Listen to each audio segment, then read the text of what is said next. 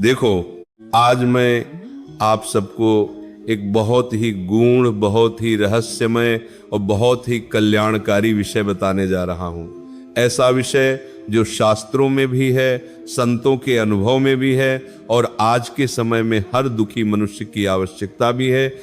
विषय है शनिवार, पीपल का वृक्ष और हाथ में जलता हुआ एक दीपक। आप सभी लोग जानते हैं कि जब ये बात आप सुन रहे हो, जब ये प्रवचन आप देख रहे हो, तो शनिवार का ही दिन है। और शनिवार देखो कोई साधारण दिन नहीं है।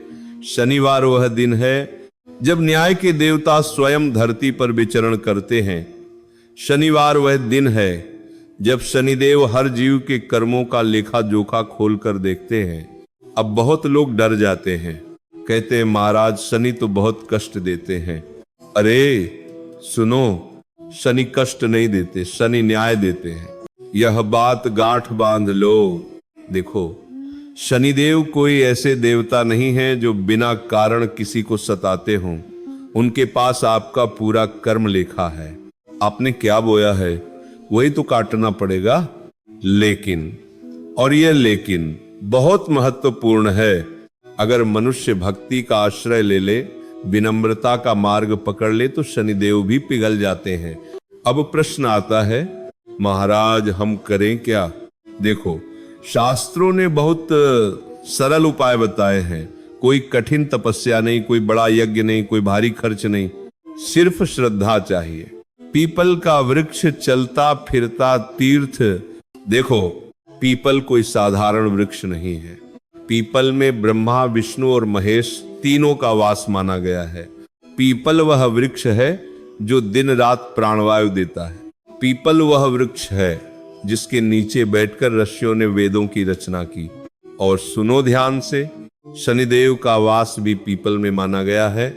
इसलिए शनिवार के दिन अगर कोई स्थान सबसे पवित्र है, सबसे प्रभावशाली है, तो वह पीपल के वृक्ष के नीचे।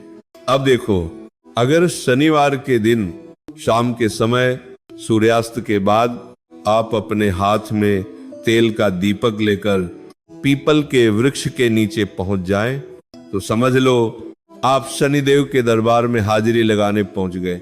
दीपक अंधकार को चीरने वाला प्रकाश। अब बहुत ध्यान से सुनो माताओं, बहनों, दीपक साधारण चीज नहीं है। दीपक प्रतीक है, आ गए, दीपक प्रतीक है, आ गए, प्रतीक है अज्ञान से ज्ञान की ओर, दुख से सुख की ओर, अंधकार से प्रकाश की ओर। लेकिन शनिवार के दिन दीपक का नियम बहुत कठोर है। देखो, शनिवार को तेल का दीपक ही जलता है, घी का नहीं। क्यों? क्योंकि शनिदेव तपस्या के देवता हैं। वह विलासिता नहीं, संयम पसंद करते हैं। अब अगर कोई व्यक्ति अज्ञानता में तेल के दिए में घी डाल देता है या घी के दीपक में तेल जला देता है, तो इसका प्रभाव उल्टा भी हो सकता है। इसलिए समझदारी जरूरी है।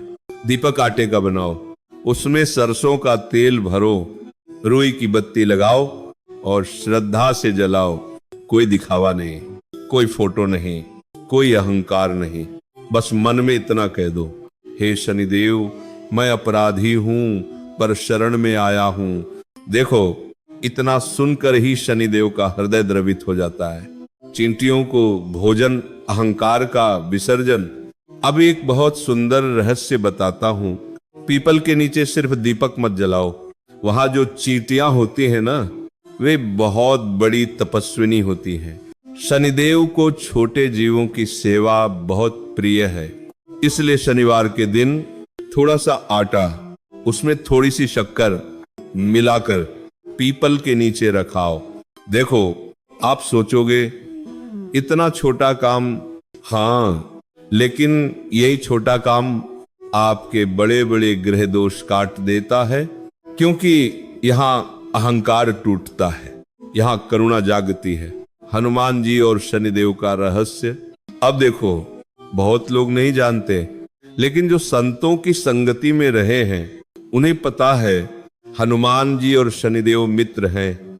जब रावण ने शनिदेव को कैद किया था, तब हनुमान जी ने ही उन्हें मुक्त कराया था। इसलिए शनिदेव ने वरदान दिया, जो हनुमान जी की भक्ति करेगा उससे मेरा प्रकोप नहीं लगेगा। अब समझ में आया। इसलिए शनिवार के दिन अगर आप हनुमान मंदिर चले जाएं, उन्हें गुड़ चना बूंदी या मिठाई चढ़ा दें, हनुमान चालीसा पढ़ लें, तो शनिदेव दूर खड़े होकर मुस्कुराते हैं। वह कहते हैं, यह मेरा भक्त है, इसे मैं क्यों सताऊं। शनि भय का नहीं, सुधार का देवता। देखो, शनि किसी का दुश्मन नहीं, शनि तो शिक्षक है। जैसे गुरु डांटता है ताकि शिष्य सुधरे, वैसे ही शनि कष्ट देते हैं ताकि आत्मा जागे। लेकिन अगर मनुष्य भक्ति का मार्ग पकड़ ले तो शनि कष्ट नहीं, कृपा देते हैं। और यह कृपा पीपल के नीचे एक छोटे से दीपक से शुरू हो जाती है।